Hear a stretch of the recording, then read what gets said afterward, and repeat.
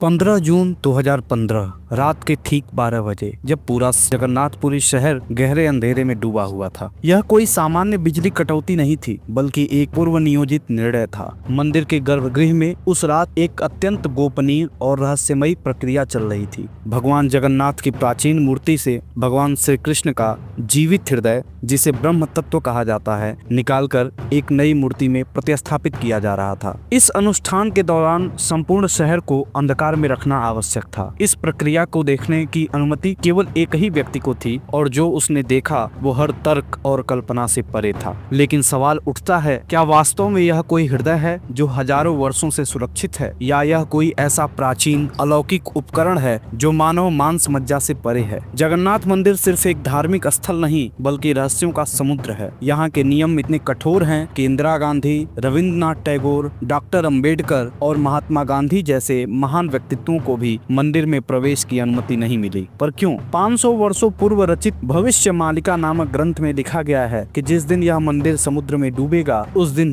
दुनिया का अंत आरंभ होगा। क्या वह दिन दूर है? एक और अद्भुत परंपरा। पिछले 800 वर्षों से बिना रुके हर दिन मंदिर के शिखर पर ध्वज बदला जाता है। मान्यता है, यदि किसी दिन यह ध्वज नहीं बदला गया तो मंदिर 18 वर्षों के लिए बंद हो जाएगा। यह परंपरा आखिर क्यों इतनी महत्वपूर्ण है? मुख्य द्वार से मंदिर में प्रवेश करते समय 22 सीढ़ियां पार करनी होती हैं, लेकिन तीसरी सीढ़ी पर पैर रखना वर्जित है। क्यों? इस डॉक्यूमेंट्री में हम जानेंगे जगन्नाथ मंदिर का ऐतिहासिक महत्व, वास्तुशिल्प चमत्कार और वे 15 रहस्य जो विज्ञान और आस्था दोनों को चुनौती देते हैं। तो चलिए प्रवेश करते हैं उस पवित्र और रहस्यमय संसार में, जहां भगवान हर दिन नए रूप में प्रकट होते हैं और जहां हर परंपरा के पीछे छिपा है एक अद्भुत रहस्य।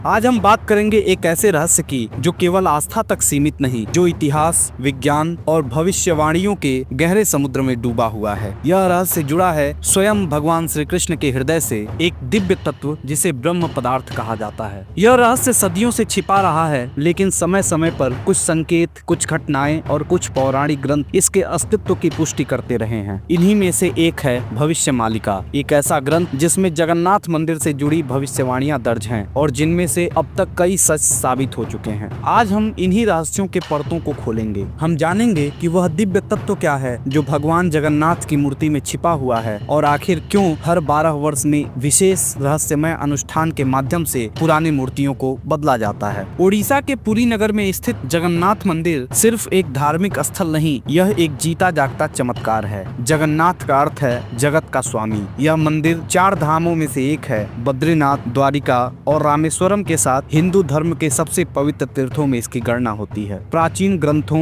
ब्रह्म पुराण, नारद पुराण और स्कंद पुराण के उत्कल खंड में इस मंदिर का विस्तृत उल्लेख मिलता है। माना जाता है कि यह मंदिर सतयुग से ही अस्तित्व में है। यहाँ की दिव्यता, शास्त्रीय नियम और अनगिनत रहस्य श्रद्धालुओं और शोधकर्ताओं दोनों को आज भी आकर्षित करते हैं। जगन्नाथ मंदिर का सबसे चौंकाने वाला रहस्य है ब्रह्म पदार्थ, जिसे भगवान श्री कृष्ण का जीवित हृदय भी कहा जाता है। यह कोई साधारण वस्तु नहीं है। हर 12 वर्ष में होने वाली नवकलेम्बर नामक परंपरा के अंतर्गत भगवान जगन्नाथ, बलभद्र और सुभद्रा की पुरानी लकड़ी की मूर्तियों को बदला जाता है। इस पवित्र तत्व को आंखों से देखना तो दूर, इसके निकट जाना भी केवल कुछ विशेष सेवकों को ही अनुमत है। इस तत्व को लेकर सबसे बड़ा प्रश्न यही है, क्या यह वाकई भगवान श्री कृष्ण का हृदय है जो द्वापर युग से आज तक जीवित है, या फिर यह कोई प्राचीन दिव्य तकनीकी है जिसे विज्ञान अभी तक समझ नहीं पाया है। इस श्रृंखला में हम जानेंगे जगन्नाथ मंदिर से जुड़े उन रहस्यों को जो समय, तर्क और भौतिक विज्ञान से परे हैं। हम देखेंगे कैसे यह मंदिर न केवल धार्मिक बल्कि एक आध्यात्मिक वैज्ञानिक चमत्कार भी है। यह प्रक्रिया इतना पवित्र और गुप्त होता है कि इसे निभाने के लिए कई कड़े प्रबंध किए जाते हैं। इस रात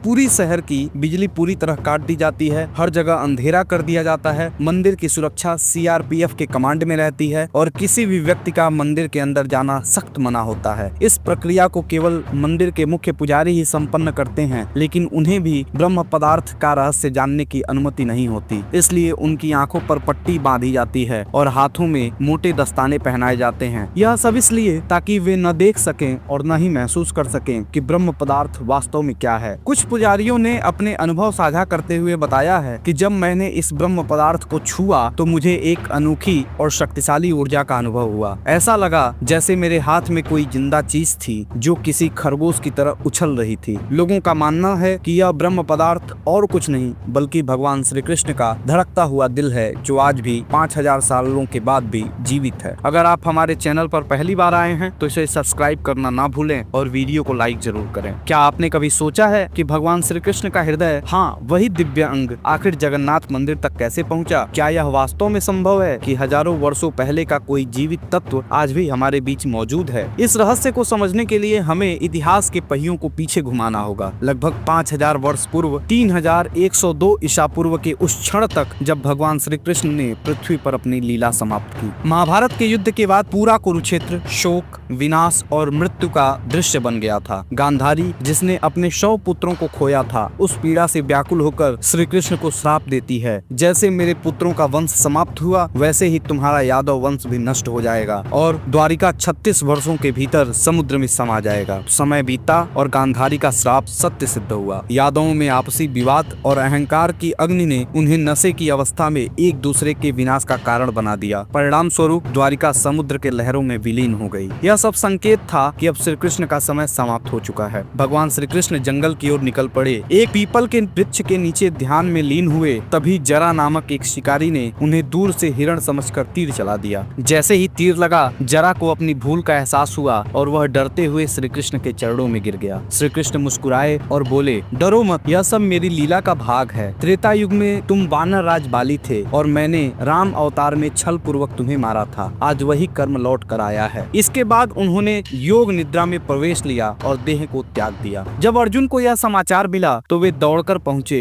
और भगवान का अंतिम संस्कार किया। लेकिन यह कोई साधारण चिता नहीं थी। भगवान श्री कृष्ण का पूरा शरीर पंच तत्वों में विलीन हो गया, सिवाय उनके हृदय के। यह कोई सामान्य अंग नहीं था, यह धड़क रहा था, ऊर्जा से भरपूर था। अग्नि भी उसे भस्म नहीं कर सकी। अर्जुन ने इस रहस्य को समझते हुए उस हृदय को एक पवित्र लकड़ी के मंच पर रखकर नदी में प्रवाहित कर दिया। वर्षों की यात्रा के बाद यह दिव्य हृदय उड़ीसा के महानदी के तट पर बहकर पहुंचा। वहीं पर एक आदिवासी समुदाय रहता था, सवरा जाति, जिसके मुखिया थे विश्ववासु। जब उन्होंने इस तैरते मंच पर अद्भुत तेजस्वी वस्तु को देखा तो वे दंग रह गए। वह हृदय एक दिव्य प्रकाश बिखेर रहा था। उन्होंने इसकी दिव्यता को तुरंत पहचाना और इसकी पूजा नील माधव के रूप में शुरू की। उधर मालवा के राजा इंद्रद्युम्न, जो भगवान विष्णु के महान भक्त थे, उन्हें स्वप्न में आदेश मिला कि वे इस दिव्य रूप का दर्शन करें और वहां एक भव्य मंदिर का निर्माण करें। यही खोज आगे चलकर जगन्नाथ मंदिर की स्थापना का कारण बनी। वह दिव्य हृदय, जिसे आज ब्रह्म पदार्थ कहा जाता है, उसी दिन से मूर्ति के भीतर स्थापित है और आज भी हर 12 वर्षों में मूर्तियों के साथ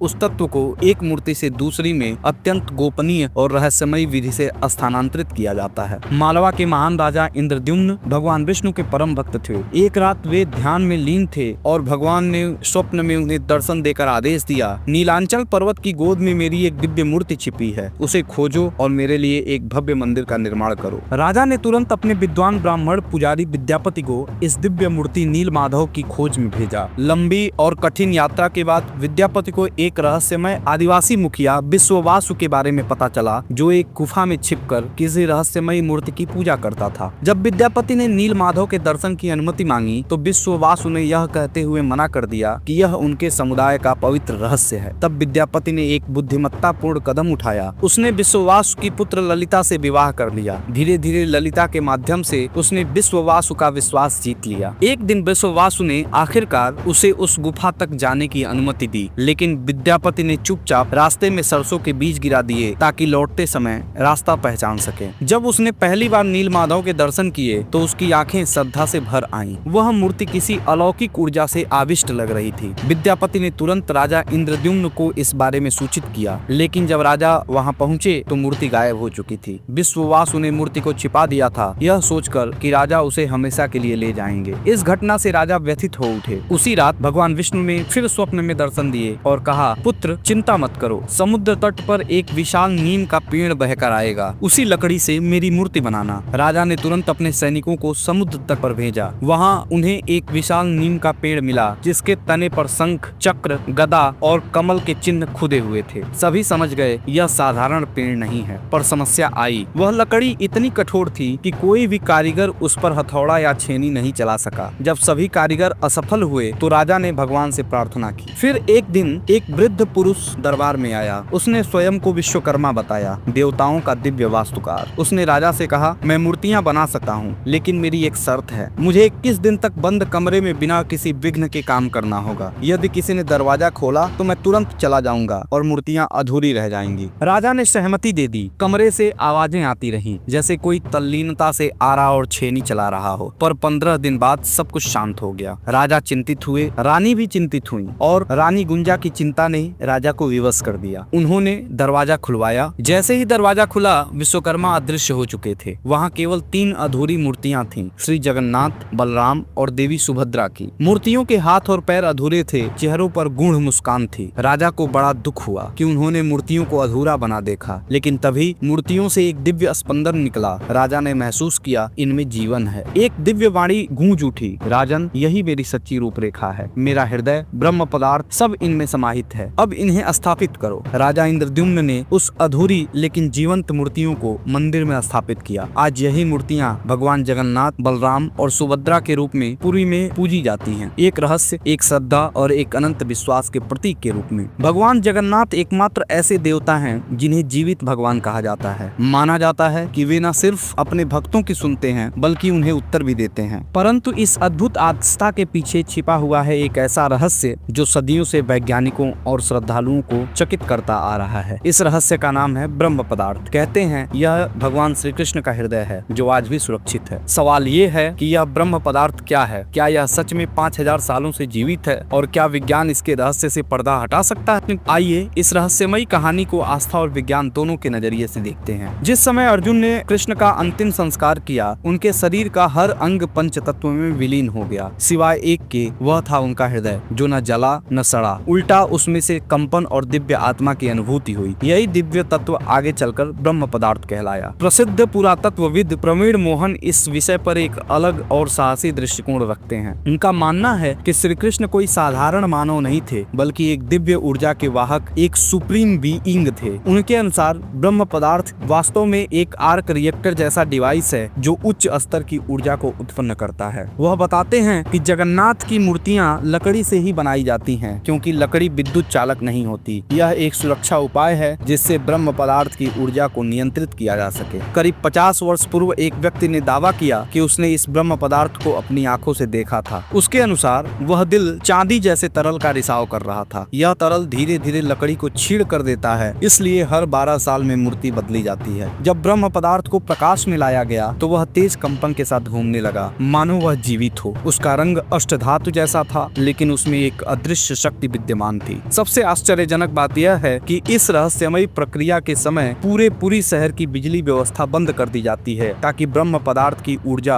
असंतुलित न हो जाए। आज भी यह पूरी परंपरा, चाहे वह नव कलेवर की प्रक्रिया हो या ब्रह्म पदार्थ का स्थानांतरण, वैज्ञानिक दृष्टिकोण से अबूझ पहेली बनी हुई है। क्या यह सच में भगवान श्री कृष्ण का अमर हृदय है? क्या विज्ञान कभी इस रहस्य से पर्दा उठा पाएगा, या फिर यह एक ऐसा दिव्य रहस्य है जिसे सिर्फ श्रद्धा ही समझ सकती है? यह था ब्रह्म पदार्थ का रहस्य, एक कथा जो आस्था और विज्ञान के बीच की रेखा को मिटा देती है। अगर आपको यह कहानी अद्भुत लगी हो तो कमेंट में अपनी राय जरूर साझा करें, और ऐसे ही अनसुलझे, अनसुने, अद्भुत रहस्यों के लिए चैनल को सब्सक्राइब करना ना भूलें। जय श्री कृष्णा, राधे राधे।